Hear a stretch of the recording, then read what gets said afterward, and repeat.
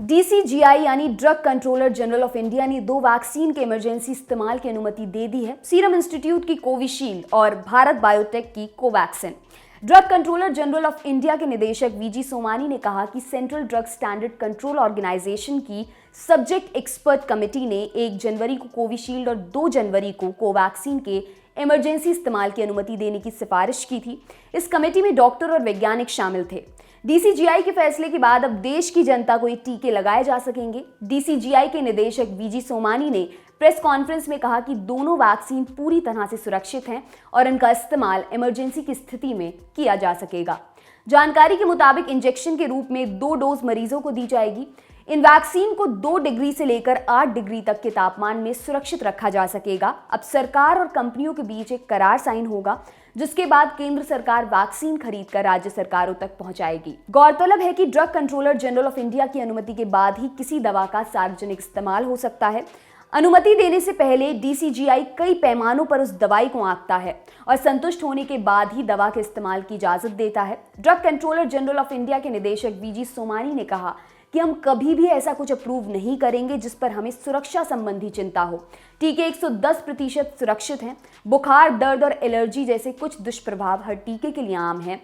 Vaccine को अनुमति मिलने के बाद पीएम मोदी ने भी 3 ट्वीट किए।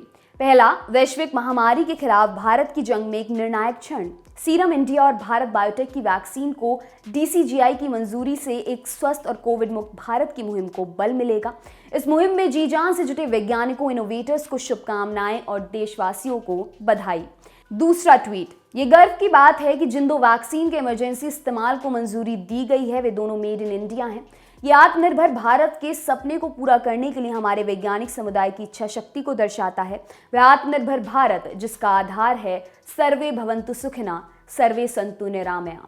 इसके बाद उन्होंने एक और ट्वीट किया। उसमें पीएम मोदी ने लिखा, विपरीत परिस्थितियों में असाधारण सेवा भाव के लिए हम डॉक्टर्स, मेडिकल प्रोफेशनल्स, वैज्ञानिकों, पुलिसकर्मियों, सफाई कर्मियों और सभी कोरोना वॉरियर्स के प्रति कृतज्ञता व्यक्त करते हैं।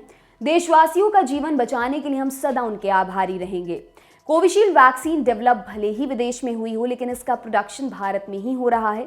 पुणे स्थित सीरम इंस्टीट्यूट ऑफ इंडिया में वैक्सीन की डोज तैयार की जा रही है।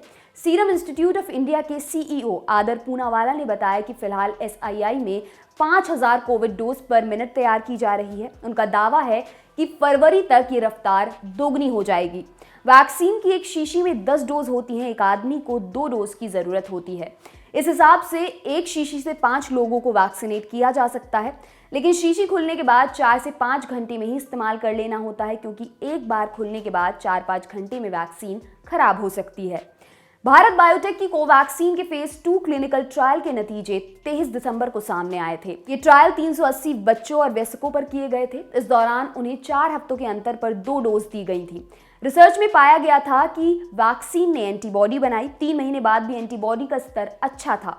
कंपनी का दावा है कि वैक्सीन शरीर में जो एंटीबॉडी बनाती है उसका असर 6 से 12 महीने तक रहता है। आपके लिए ये खबर लिखी हमारे साथी वरुण ने। मेरा नाम है दिव्यांशी। देखते रहिए टी लल्लन टॉप। शुक्रिया।